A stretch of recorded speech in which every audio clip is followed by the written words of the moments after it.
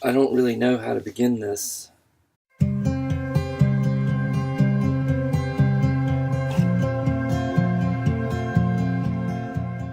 I lost another friend who was very, very close and very dear to my heart. April Bryant. We'd really not hung out, not had much contact in a good number of years, but I knew from Facebook and my sister, my family, April was my sister's only friend. Um, and I could probably get in trouble with my sister for saying this, for telling all of the world who's watching my YouTube channel this video. My sister has Asperger's syndrome. She is very normal, does everything like anyone else would, but she does have trouble in social situations, in meeting people. April and my sister met, and they just really became good friends. They worked at the animal shelter together. And so my sister really looked up to April, really, really meant something to her. I knew that she was battling cancer. I knew that she'd been in the hospital. I knew that she'd been getting chemo treatments. But I also hadn't seen anything on Facebook in quite some time from her, since January. It's one of those things, if you'd watched my other video remembering Keith Harley Amerson, April and Harley were a lot alike, very unique individuals, and very deserving of me remembering them in these videos. I did not expect that I would make this video, ever, ever. Not for April. She was a light in this world. I can remember the day that I first saw April. It was, I was working as a server in Applebee's. And I remember it was some night, whatever night, a weekday night. It was a weekday night, I remember. And it was probably, I want to say 8:30, 9 at night. I remember they came in. The restaurant was not that busy. And I saw them, and I saw her, and I remember telling another server, I was like, that's my table. And I ran up and I put them in my section. And all they did, I think they ordered one of the Applebee's brownie sundae things. I just knew I had to meet this girl. I had to know her. I didn't know why. I remember I saw her again in the coffee shop, the Midnight Rooster in Hartsville, South Carolina, where I would eventually work as well. I don't remember if I was working there at the time. I could have been. It was a very well good possibility. And I remember seeing her, her mother, some other younger teenagers were with her. And just as quick as she was there, she was gone. And I thought, man, where did she go? She was just here. I was like, I really want to meet this girl. And then it was, I was playing in a band called Renaissance, heavy type music. The guitarist and his wife, I'm pretty sure they were married at the time, they organized this whole festival full of bands. And I remember we were, of course, we played last. And, well, no, we didn't play last. We played second to last because they were actually able to get the band Spoken to come and play at our festival, who were kind of well known in the hardcore kind of genre at the time. But I remember passing her, and I think I just said something, and or maybe she said something to me. I don't really remember that part, but we talked for a brief second, and she invited me to the Waffle House. It's Huddle House to eat after the event was over, and I said, "Yeah, sure." I remember going there, and it was her and her mom. And it was another friend, a guy who loved heavy music as well. One of April's good friends, and we went there, and I remember talking the entire time. Just I don't know what I said. I just remember talking and laughing, and I think I did the majority of talking, to be honest. And eventually, right after that, we began to date. It was a good time. It was a good relationship. She had this dog, a chow named Bear. She loved Bear so much, and I would go over there, and we would hang out and watch old TV shows, I Love Lucy, and just things of that nature, black and white.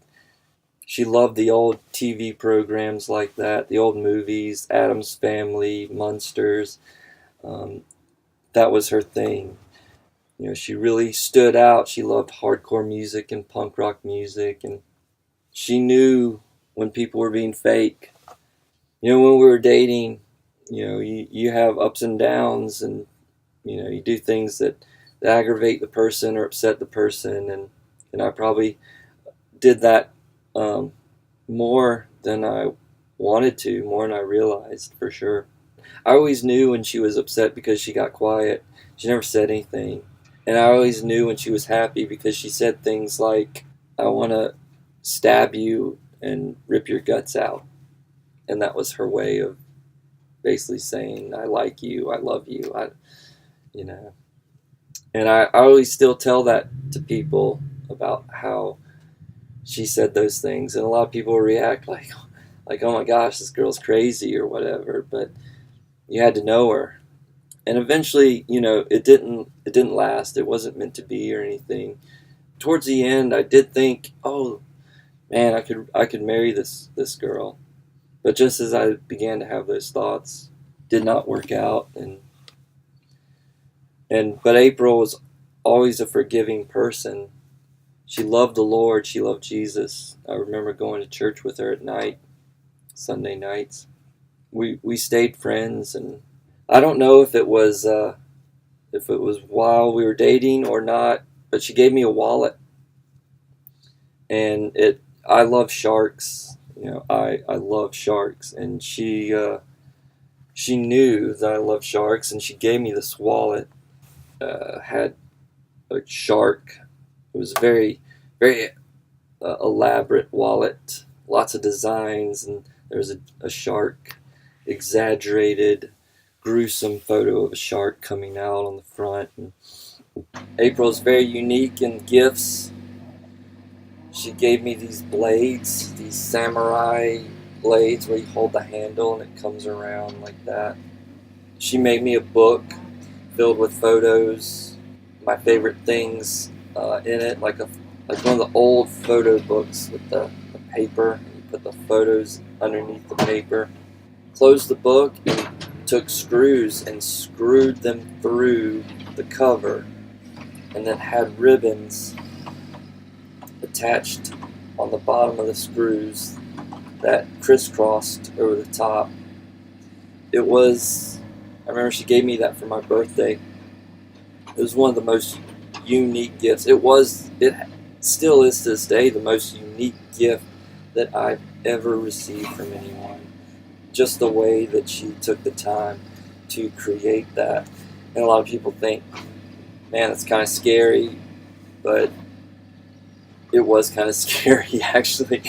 Just, but the the artistic creativity in making it was so awesome. And so I'm making this video just to remember her, because she shouldn't have passed away. She should still be here. She should still be shining her light to the world, because she definitely made it a better place. I just never thought I'd be making this, and it's been It's just crazy. So, I one last thing, and I'm going to wrap this up. But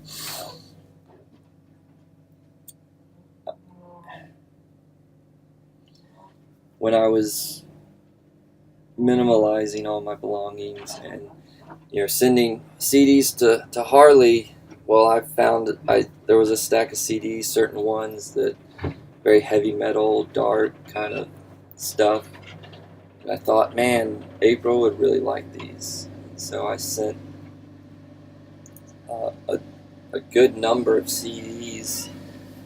Children of Bodom, Megadeth. She loved Megadeth. She loved Children of Bodom. I remember those being in the stack of CDs, and I had my sister deliver them to her, and she replied with thank you text. And when I found out she passed away, I went looking on her Facebook, and I saw the most recent posts, and I was going, man, I remember responding to that, liking that post, or adding a little comment to it, or just seeing a post and just going, oh, I remember when that was posted. It seems like yesterday.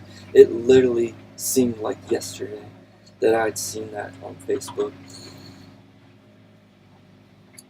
And I reached out. I saw that she'd gotten engaged to a guy who had also been in the circle of friends I was in back when we dated. I thought, man, that's so awesome. And one of the last thing is that one thing that I failed to do is I remember last year, I remember one night coming home. I think I was coming home from community Bible group and had a really awesome time. And I remember I think that was around the time maybe I'd sent her some CDs and she had replied with thank you and everything.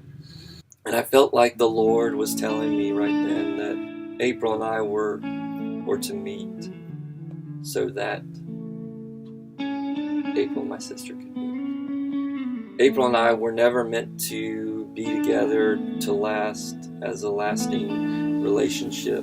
It was only so that my sister and that April could provide a friendship to my sister. And with that,